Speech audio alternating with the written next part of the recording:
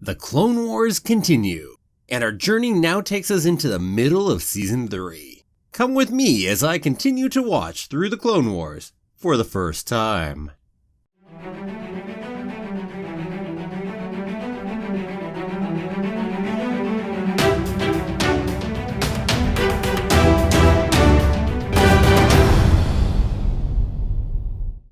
Well, hello there! My name's Jeremy and welcome back to Freeform Disney, where I talk about all aspects of Disney, from the animated movies to the theme parks to Star Wars, Marvel, and Pixar, and the TV shows, and everything else in between. And that is why it's Freeform. And keep coming back every day for new daily content. If you're not subscribed yet, don't forget to hit that subscribe button. Welcome back again and again, into the middle of Season 3 this time, and we're going to talk about some of the absolute best episodes of the Clone Wars. Well, at least from the first 4 seasons anyway.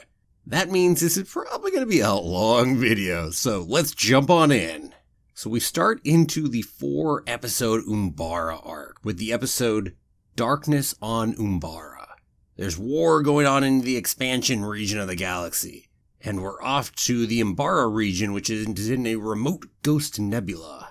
And the Umbara themselves, the people on the planet, are aligned with the Separatists. And well, because of where they're at, location-wise and everything else, we need to go ahead and take that planet.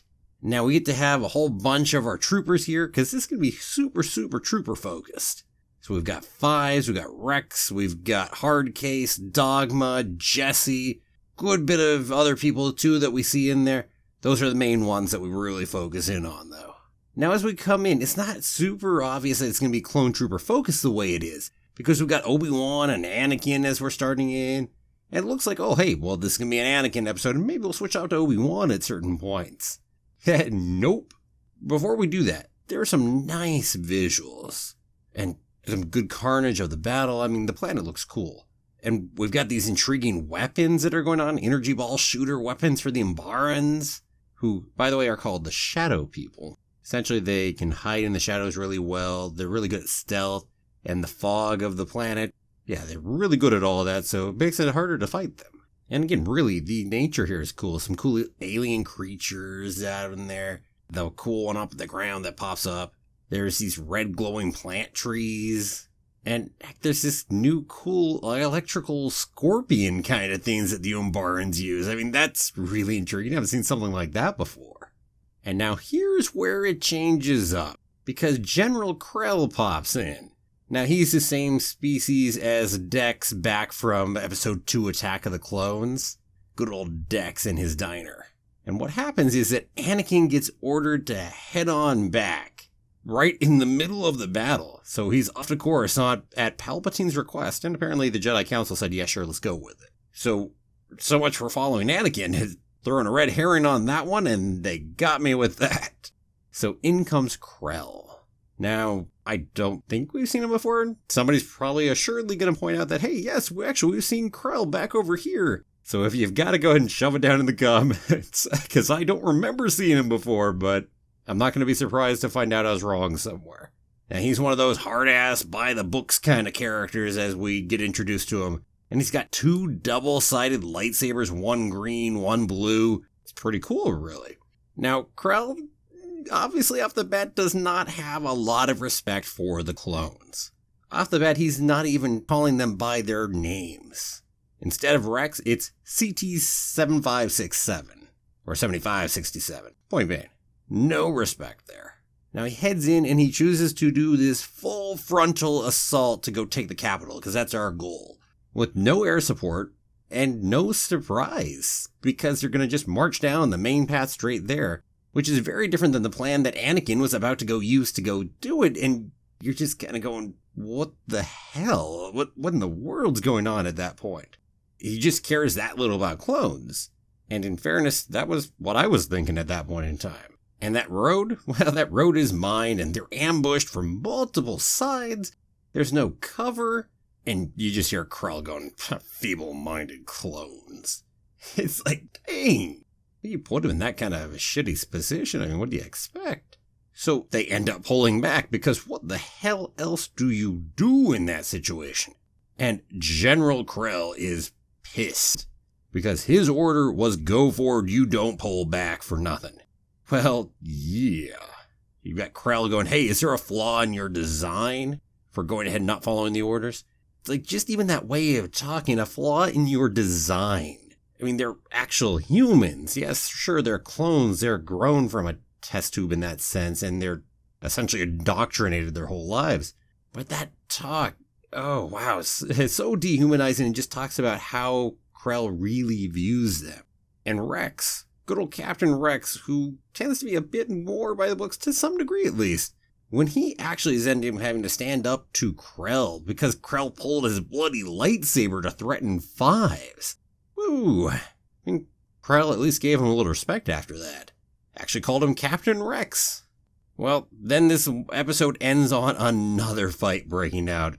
Just no rest in this battle right here, this war. And so that was the first episode, and just wow, right off the bat. My first impressions right here was that this is good, and it looks like it's going to be even more of a multi-parter than the Night Sisters arc. And it was really good. The quality of the environment, the switch out so that we're really more focused on the clones off the bat rather than it being about Anakin or Obi-Wan. Just how intriguing. Oh, an interesting question I had, and I'd have to look into the lore of this to find out somewhere, but the Umbarans are all in full suits, and I thought that was intriguing. I mean, that means they must not live actually on the surface because the air seems to be poisonous to them? I mean, there's definitely some intriguing backstory / lore sitting there, and I'm curious about it. Maybe I'll look it up someday, or hey, maybe somebody will go ahead and put something in the comments and let me know what's up with that and whether they live underground maybe, or what it is there on the Umbarans. Well, anyway, we're going to keep right on plowing through because this arc keeps on going and it is very connected to the other episodes. So the next one is called The General. Now, the capital has proven to be a giant problem. And there's an air base that's going ahead and helping reinforce the capital, so our new plan is we're taking out that air base. So Krell and his squad, battalion, we're heading on down that way. And what's Krell's tactics? Well, you can make a guess. Krell is ordering another frontal assault down a thin canyon, which is only wide enough for one squad at a time. Ooh. Now, part of the reason Krell gets away with some of this is he's actually proven to be one of the better generals during the course of the Clone Wars so far. But his record as far as how he treats clones or how many clones die in the process, well, that's another matter. He gets results, though. So this order to go do this, well, it does not exactly go over well. There's a whole lot of disagreement. We get a bunch of clones talking in there, and Jesse saying, man, if I wasn't sure that Krell was crazy before, but now I know he's crazy. And Fives sure as hell isn't having any of this. But we got Dogma in this episode. And I'm sure someone's going to say he's been around before too. I haven't really taken a lot of note of Dogma before though. And Dogma has a really important role within this whole Umbaran arc. He is the one who is gung-ho, follow the orders. The general knows best. My superior officer is right. Regardless. Very appropriately named, very on the nose. We weren't trying to be subtle about it, and I'm okay with that fact that we weren't trying to be subtle about it. Well, anyway, he goes ahead and defends, of course, General Krell's plan amongst this whole disagreement amongst the other clones. But as Jesse says, no recon, no air support? We don't know what we're up against. They have weapons we've never seen before. I mean, it seems absurd not to do any of the rest of that. And even then Rex and Fives start to get into it. First to talk a little more in front of the rest and then go off on their own. But even before that, yeah, sure, Skywalker's plans may have been reckless, but he was in on those plans. He was part of it. Not like he was just putting the clones down to get slaughtered. So Rex pulls Fives aside and tries to get Fives on his side to go and help calm everyone else down. And Fives?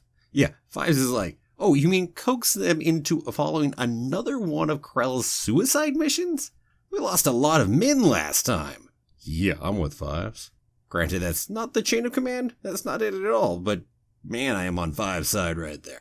And after Fives objects to how many troops are getting killed when Rex responds, then we get this interesting piece between them two, where Rex is, that's the price of war, Fives.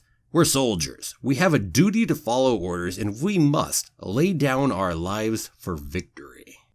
This gets into that really, really intriguing discussion about what you do when you're a soldier following orders, especially when those orders don't seem to make sense. Oh, it's a mess. It's even a bigger mess here for the clones because they are bred to be soldiers. They don't really have any bloody choice in this. They leave. It's mutiny on the penalty of death. It's desertion, etc. So it gets messier for them, but even without that layer being added, this is one heck of a dilemma. But as far as that whole being engineered, that's Five's retort to it. Do you believe that? Or is that what you were engineered to think? Instead of engineer, I'd probably go with the phrase brainwashed. When you are raised your whole life over there on Camino, and they indoctrinate you all through the course of your life. This is why the clones have to follow orders. Whew, what a mess. Yeah, but Rex is a man of honor. That is very much what he believes in, and that's where he is here. So we really use Rex and Fives as our biggest piece here to show that conflict between the two sides. At least the main piece, because Dogma is a huge, huge addition there, and he's much further, of course, than Rex is. Just like I would argue Jesse is further on the other spectrum than Fives is. But they're not the main characters we look at during the course of this arc. Now, I'm not a fan of command structures like that where you can't question orders. Let me just say that off the bat. I'm not. Anyway, let's move on the episode. We can talk more about that a little bit later. Okay, so we get this whole little battle with a big centipede-looking creature with lots of cannons on it. It's ray shielded, so you can't just attack it normally. But hey, we got the rocket launcher in there for the win. And, well, that got one of them out, and then 3 more pop up. Yeah. They're able to go ahead and trap the 3 with Rex using some great tactics and getting them in a bottleneck, and they use what mines they have to go ahead and blow them to heck. Blow them to hell. But hey, in case that wasn't enough, let's bring in 2 more things that are even harder to go ahead and attack. So here's 2 completely new mechanized vehicles, which are giant with big-ass weapons on them. Yeah. Well, in this case, Rex does start pulling back because they are heavily outgunned and they're going to get slaughtered. And, well, what do you think happens there? Of course, Krell says, not a chance in hell. You are going forward, that's an order. Yeah. And Rex, good soldier that he is, all right, you heard the general, let's go. You can bet that Jesse and Fives are thinking that's insane. Jesse, you can't be serious. Fives, I used to think General Krell was reckless, but now I'm beginning to think he just hates clones. Yeah, makes 2 of us there, Fives, 2 of us. But hey, if you throw enough into the meat grinder, you can win, right? That's sure as hell what this feels like at this point in time, is just that that's showing you what kind of general he is and how little he cares about the clones. And not that there's actually something more to it than that. I admit I didn't see anything more to it than that at this point. Well, Rex does find another choice rather than simply trying to fight these 2 freaking giant mechanized vehicles. Fives and Hardcase are sent off to go infiltrate the airbase while they keep the big vehicles busy.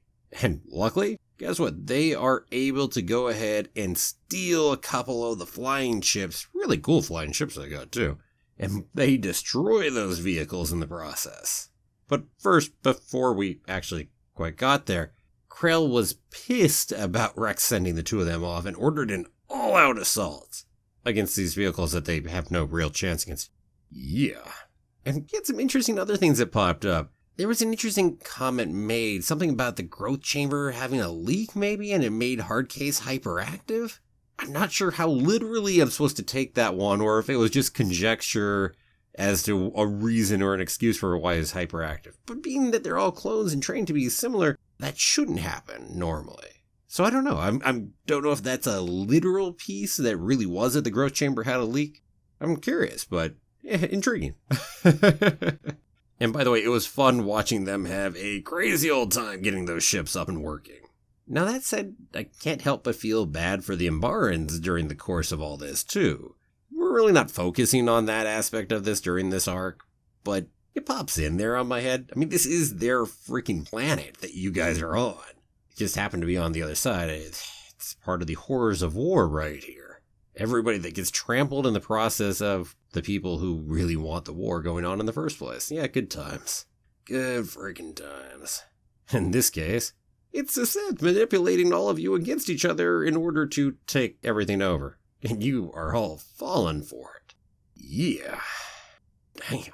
You often talk about what is the point in things like this. What is the point of all this war? Well, in this case, well, sure as hell for everybody fighting in it, not much of a good point at all. You're just being manipulated and led around. It's, oh God, it's such a mess. Well, anyway, talk about the ending here. We have this little conversation about the cost of taking the base, and it just makes that point once again about how Krell views everything. You know, luck smiled upon you. Consider yourself fortunate. It's like, really? First off, it wasn't just luck. And look at all the people who died. Maybe we should acknowledge some of that. Rex just standing up there shows that Rex is starting to get a little fed up himself with Krell. Although Rex is still going to follow Krell. That's just the good soldier that he is. But even then, it's starting to wear on him. Now, this second episode was quite good still. It wasn't up to the par of the first one.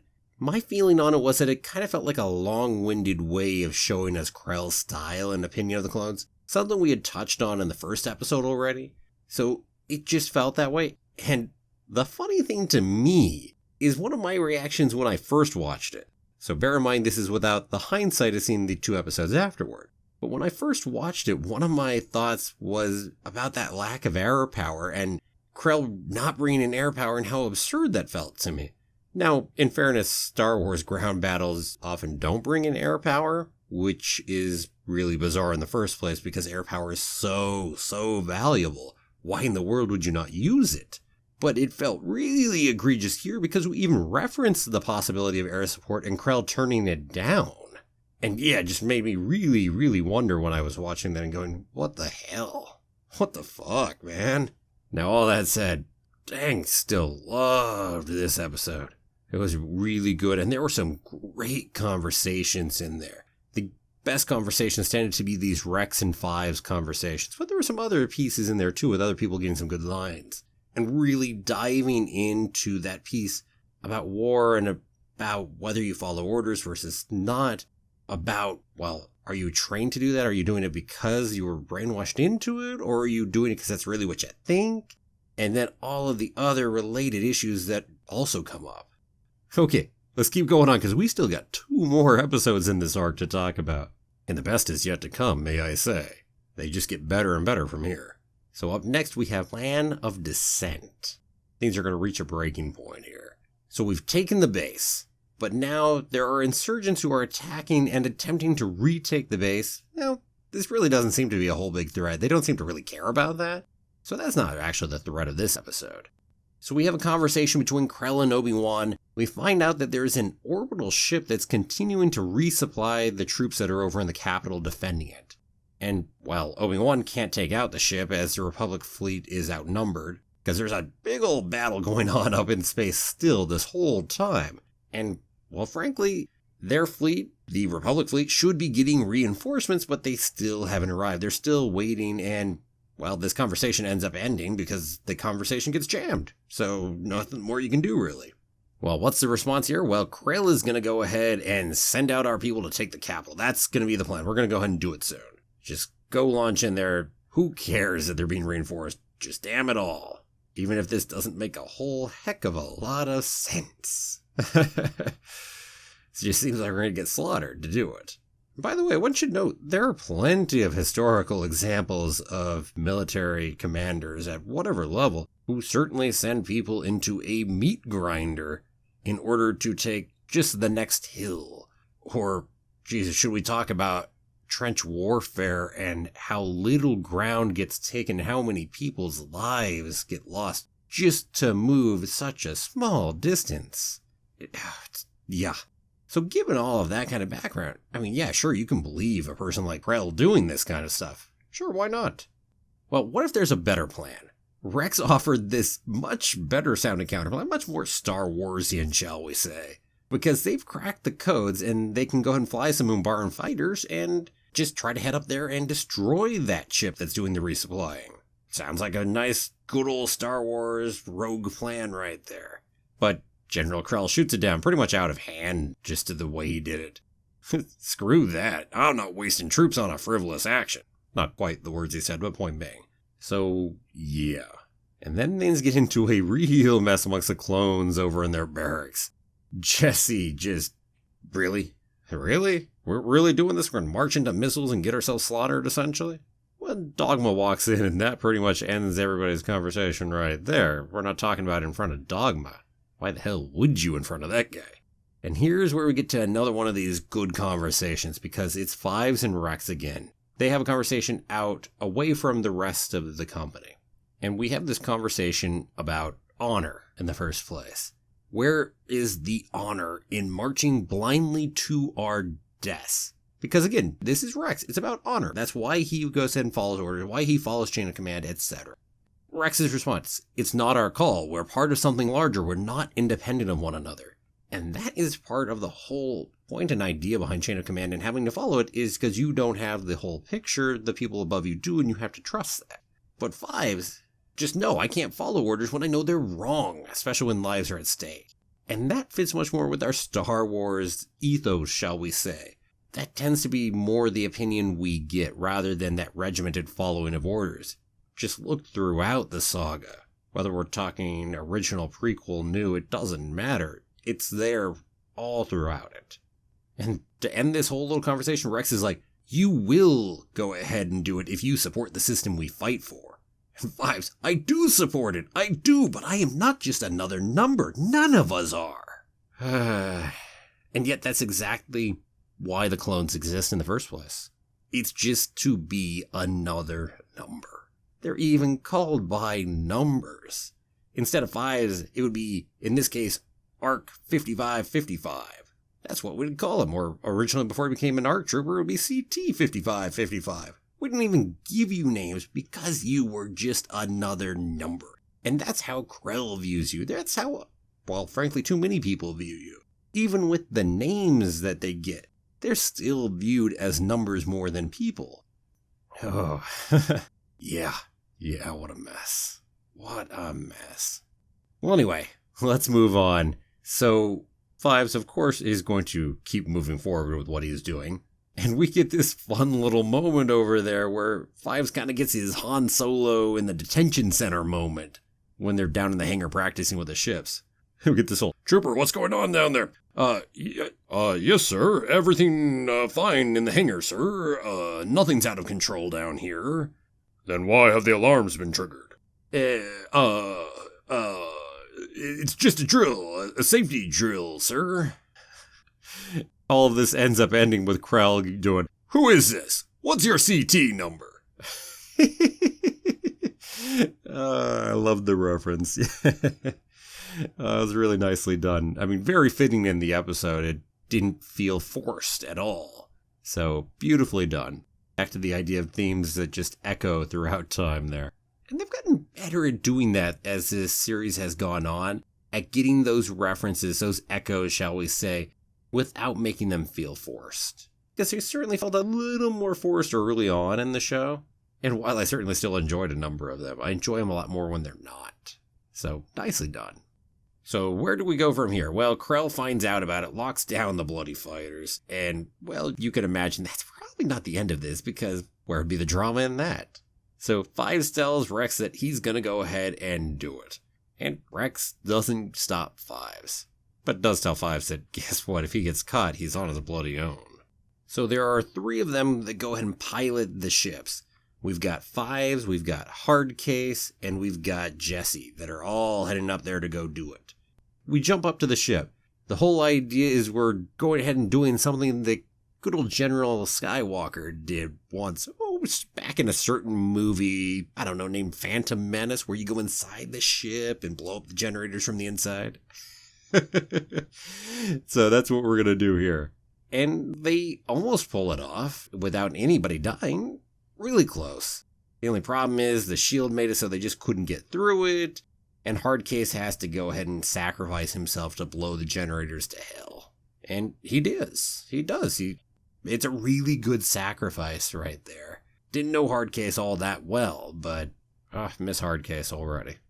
And now that makes it time to lead up to the end of this episode. And, things are going to get messy here. Because guess what? This is not the hero's welcome for having succeeded in blowing up the ship. Oh, no. Not with General Krell, it is not.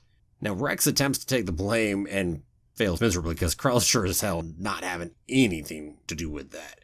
How dare you go ahead and try to take the blame? Heck, Five's tried to take it right back over Rex anyway, so it doesn't matter. I mean, Krell is busy calling it an insurrection, and you're going to be punished for it. And you better bet he uses their numbers at this point. So it's ARC Trooper 5555 and CT 5597, which is Jesse, by the way.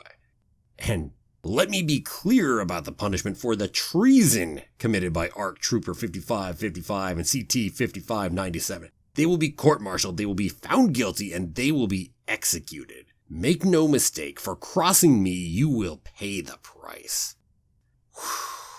Damn, if that's not a way to end an episode right there. I mean, you fully buy this out of Krell of all people. They completely crossed his authority, and what else would you expect? And yet, nevertheless, we're used to expecting something really, really good because, well, it's the Star Wars universe. It's not just Star Wars either. Hardly the only genre that does exactly this or the only franchise. But certainly here too, you do something that victorious, it doesn't matter that you disobeyed orders to get there because guess what? You succeeded. Who cares? You're a hero now. Well, the reality might be slightly messier, especially depending on who that superior officer is. Someone like Krell? You just did what? Wow. Even then, let's be honest. Treason? Treason? That's absurdly far for this. Disobeying orders, most certainly, and dishonorable discharge, etc., whatever.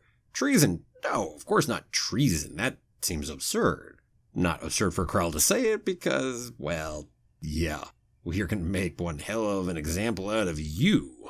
So this episode was superb. It was definitely way more into the weeds on how the clones think and what they're willing to do and all of these different conflicts going on here. Hell, it even had a great sacrifice. And we all through this thing, we've got Rex balancing his loyalty between Krell and Rex's own men, which is tricky as hell. I mean, this episode by itself is one of my favorites of the entire show so far. And it gets outdone by the next one. Yes, the next one is even better. This arc ends on the highest of high notes. And let's jump straight to it. The next one is called Carnage of Krell. So we start up the episode and we've got Rex talking to Krell, and he is trying to get Krell to reconsider court-martialing Fives and Jesse. And Krell, of course, views it as a clear act of treachery and disregard for his command, which, well, it certainly was disregard for his command, let's be honest about that. And the kind of person Krell is? Yeah, I mean, you feel you gotta put people in their place and essentially iron fist. Yeah, and Rex is trying to reason with him and it just isn't working well. I mean, you get Krell doing this piece about, well, I've seen this before, and some clones are just defective. Yeah, that word defective when we're talking about human beings. People, rather, I should say, because in Star Wars we care about a lot more than just humans. But point being, defective. It's this huge otherizing and the permission to be able to treat them as less than a person. And then where Krell goes from there, well, yeah, guess what, Captain Rex? I agree with you, man. I don't think we can court-martial them. That would be a waste of time. They'll just need to be disposed of. It tells him to go get an execution squad ready. Holy shit. Yeah, you thought it was bad enough at the end of the last episode. No. Now let's just straight out execute them. Holy crap. Yeah. Well, what is Rex going to do here? I mean, he's got to follow orders, right? As much as he hugely disagrees with the orders. I mean, we have a bit of that conversation down there, and Jesse's reaction especially, the unfairness of that. I mean, he would even be willing to take the court-martial to make his case. But guess what? Krell is within his rights. He is within his rights to go do that and order an execution right there. Yeah. Well, who do we have head up the firing squad? Well, Dogma. Luckily, Dogma's not going to be one having a gun and actually firing, because then things probably would have gone a little differently here. Well, Fives gets a really good speech during the firing squad as his last thing he's saying before they fire. And it's a good speech. Hell, I'm going to say it because it is a good speech. Wait, this is wrong and we all know it. The general is making a mistake and needs to be called on it. No clone should have to go out this way. We are loyal soldiers. We follow orders, but we are not a bunch of unthinking droids. We are Ming. We must be trusted to make the right decisions, especially when the orders we are given are wrong. Regardless of what the hell your opinion is on chain of command and following orders and the rest of that, I mean, we've got to agree that they shouldn't just be thrown up against a wall and executed for not following the orders. Yeah. And Dogma, even hearing that, doesn't faze him. He still orders the rest to fire. Just proving just how dogmatic Dogma is. We're living right up to the name that he is given for clear and obvious reasons. Well, the firing squad doesn't shoot them, or rather they shoot and purposely miss them, I should say. And after that happens, well, Rex goes ahead and says, hey, they did the right thing, because we sure as hell don't want to be in the same spot. But Dogma is like, no, we have orders and we still have to go through with it. Good luck getting through to somebody that dogmatic. Good bloody luck. And there certainly are people. And you see Rex starting to stand up a little more to Krell after that, too. Now, where we go from here? We've got a fight coming up, because we find out that the Umbarans have ambushed a clone squad out there, might have their uniforms, and so Krell has ordered our good old troopers to head on out and fight, and make sure to take that out. Yeah. That might sound like it's a fine thing, but the fact is this is a giant, massive, friendly fire battle, because the people in clone uniforms they are shooting at are not Umbarans wearing uniforms, they are clones. And after a lot of killing, thankfully Rex eventually takes a helmet off and sees the truth, and the way that hits Rex, that really hits you. Because wow. Hell, Dogma, utter shock over what happened to. Essentially, they got the same story, because we heard from their leader Waxer that Krell had sent them to those same coordinates with the same story that the Umbarans had ambushed a squad of clones and might have their uniforms. Whew. Now here's the problem. Where the hell do you go from this? Now this recontextualizes everything about Krell that we saw in the last episodes. While we could buy Krell being this hard-ass, didn't care about clones, was willing to just shove them into the meat grinder, all this was something you could buy. But this recontextualizes it. His not calling in the air support? Well, there's a little more to it now, isn't there? And what a turn right there. What a turn in the episode. Yeah. And this finally breaks Rex. Rex is finally not following orders anymore after that. I mean, how could you? But of course, at the same time, what else can you do? Because there's nothing they can really do against a general there. I mean, as he tells everybody there, he's like, what I'm proposing is highly treasonous. Something has to be done. And gives them all the chance to opt out. Of course, they don't. And from this point forward, we are entering uncharted territory. My orders are, we arrest General Krell for treason against the Republic. To a dark place this takes us, let's say. Oh, I mean, they have to have the ability to do this, especially given what happened. But hell if it does not make you think a little bit about what happens later.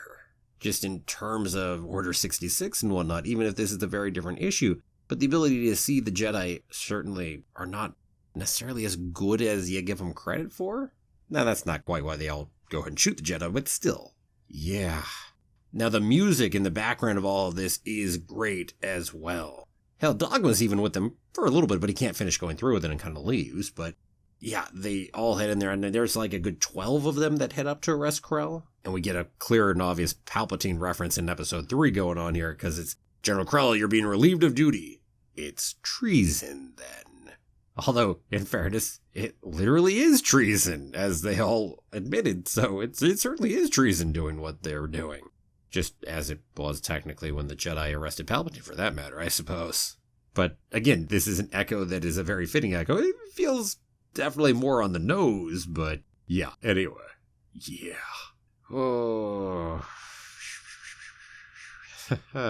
So we get the answer on Krell, at least the beginning of an answer, because we don't get the full answer till later. But why the hell, Krell, did you do what you did? Krell's response is just something along the lines of, oh, that. I'm surprised you were able to figure it out. For a clone. It's like the utter disrespect and contempt. And you dare to attack a Jedi. Yeah. That fight up there in the tower between the clones right there and Krell. Whew. Yeah. And of course we kill a number of clones in the course of it. And then Krell ends up getting away. He runs out from that one. And escapes for the time being. Not for the entirety of the episode, because we're going to get there. But man, that was one hell of a fight up there. And just as you were being taken along this journey of going, what the hell's going on with Krell? A Jedi. Well, Jedi aren't always what they're cracked up to be, are they? Well, on the way to go ahead and pursue Krell, they run into Dogma. And, well, they talk Dogma down. And dang, even be able to talk Dogma down into not just trying to shoot them all, because he is still so much into, well, it's my duty, you're traitors, I have to. But seriously, at this point, I think you gotta know that that's on the wrong side, even if that is technically the law. Just because it's legal doesn't mean it's right. Let's put it that way. And God, that's not true in our world here too. Just because it's legal doesn't mean it's right. Well, anyway, they head on off after Krell. Krell kills a whole shit ton more clones. And they do end up trapping him. They get him because of that whole cool creature out on the planet. They're able to go use that to take Krell down, trick him into it. And, oh, very nicely done there. And they get him. They arrest him. And then we move into some of the other best conversations here in this episode, because now Krell's in prison and we get to talk with him. So, why? Why the hell did Krell do it? Let's finish revealing the answer. First, beyond just the fact that he's amused as hell because he can do it, because this dumbass clones will fall for it, because they're inferior to me, a Jedi. Or just me as not being a clone. But yeah, no, why is Krell doing it? Well, the other half of it is he's seen too much. He sees the Sith rising. He sees that the Jedi are not going to work, that the Republic is going to be ripped apart. And he wants to go ahead and join Dooku. Yeah, there's another fallen Jedi for you. Hell, bear in mind how many fallen Jedi we've seen, of course. That happens. Hell, Dooku himself is a fallen Jedi. Nothing less than that. Oh, what a mess. And using Dogma and Krell, we put a little more bluntly the point of the problem of the blind loyalty that people like Dogma have, right? It's like, oh, what a mess, what a mess, what a mess. So we move onward, and here's the problem. Krell's made it pretty bloody clear whose side he's on. Well, really is on his own side. And so the Umbarans are looking like they're going to take back the base. So what the hell do you do about Krell? Krell, who has the codes, who has all of this that he's going to give over to Dooku and the Separatists if the Umbarans take it back over. Yeah. And hey, he certainly proved himself well, because he has purposely sabotaged the battle on Umbara to try to make sure the Republic loses in order to get his resume builds up for good old Dooku. I am sure Dooku would take him in. Oh man, would you want an apprentice like that? Yeah. Oh, what a mess. Well, Rex actually ends up agreeing that you need to essentially kill Krell. At this point, an unarmed prisoner, we should note. An unarmed prisoner, their superior officer who technically they committed treason to even be able to arrest, and you're going to go shoot him in cold blood as a prisoner. Wow. Just how far we're having to go here, but what a mess. Well, so head down there to do it. I mean, Rex finds himself unable to go kill Krell. But Krell still dies because Dogma goes and steals Five's gun and does it. The backlash of Dogma right there? Yeah. And we end on this ominous conversation that, hell, I kind of touched on earlier. Rex even going, what's the point of all this? And Five's, I don't know. I don't think anyone knows. And then the question from Rex, what about once it's over? We're soldiers. What happens to them as clones after the war is over? Yeah. Whew. Wow. One hell of an episode. Damn. I mean, seriously. I've actually been giving ratings to every one of these episodes I've been watching. I've just used like this 10-point scale. Although I do halves because it's just what I do. So I guess it's really 20 in that sense. But anyway, now I'm stingy about giving out a full perfect 10 to an episode and been waiting to see one that would actually be able to achieve it from me. And this episode, this one right here, the 4th episode in the arc, I finally put on my little notes a 10 out of 10. This episode was superb. It was a beautiful climax to this. It went above and beyond anything I could have expected for the climax to where this arc was going to go. And again, there is so much to be able to debate about, and the discussions, and wow, in amongst all of this. And then the quality of this in terms of the fights, the music, everything was top notch in this episode. So yeah, this is the first episode I have given a perfect mark of a 10 out of 10. And yes, maybe some other people would, but I tend to be a little more stingy on that. So maybe someone else found some 10 out of 10s they'd give, but wow. And for what it's worth, I haven't given any 10 out of 10s to anything else in season 4 either. And that's nothing against those episodes. I mean, it takes one hell of a one for me to go give a perfect rating to. So yes, this Umbara arc, wow. This episode, wow. The breakdown of the Jedi code, just getting to see it in someone like Krell. Another Jedi wanting to turn. I mean, how the clones choose to deal with it. And in the end, deciding to kill Krell, who's in custody. Heck, Krell wanting to become an apprentice to Dooku. His disdain for the clones. And Dogma, who's so aptly used. So on the nose with his name and well used. Rex and his fight between his loyalties. The whole issue of honor, the issue of following the chain of command versus being able to question orders. Now, the other thing I've got to comment is these 4 episodes really were like one big episode. Certainly 4 parts, but very much a multi-parter rather than some of the more disconnected arcs. Definitely one whole right there that needs to be watched as a group. And this is the deepest we have ever dived into the clones during the entire series so far, and I loved it.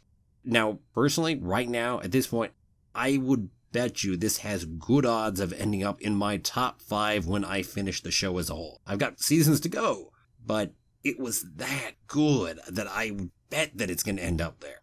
Just, wow. And heck, how good this last one is raises my opinion of the 3 right before because it was that good and they're all connected. And hell, it makes you change your view of the first 3 a little bit because you know more about Krell at that point. So, yeah. I don't suppose there's a whole lot more to say right there. Now, I told you this is going to be a long video, right? Well, yeah, I suppose you can see that it is. I mean, we could stop right here and it's a long video. And I've only talked about 4 episodes. In fact, we probably should stop here. I mean, we have been talking for a while on this. I didn't think I was going to take this long just to talk about the Umbara arc. So it looks like it's actually going to end up being 4 different videos for season 4. I suppose that's fitting. 3 for season 3, 4 for 4? Okay, not really a trend I want to keep going. That would get to be way too many videos. But wow, no, it just took me so long talking about Umbara because it was so good. Well, anyway, given that, I think I'm going to close out here. We'll go ahead and do the next few. And I'll probably break up one of the arcs in half out of that just to make it so we've got 6 episodes for each of the next 2 videos. Well, anyway, there's some good stuff coming up. Don't think there isn't. The Umbara arc may be, well, heck, let's be honest, heads and shoulders, I think, above everything else I've watched so far. But we've still got good stuff coming up, and I'm going to look forward to talking with you about it. So until then, until next week, you go ahead and talk with me. Tell me, what did you think of the Umbara arc? Do you love it anywhere near as much as I loved it right here too? And heck, was the episode of Carnage of Krell one of your favorites from the show? Let me know down below in the comments. And thanks for watching. If you liked the video, please give it a like and share with other people who will too. And don't forget to subscribe if you haven't done it already. I'll see you back here again tomorrow for another new episode of Freeform Disney. Have a magical day, and may the Force be with you always.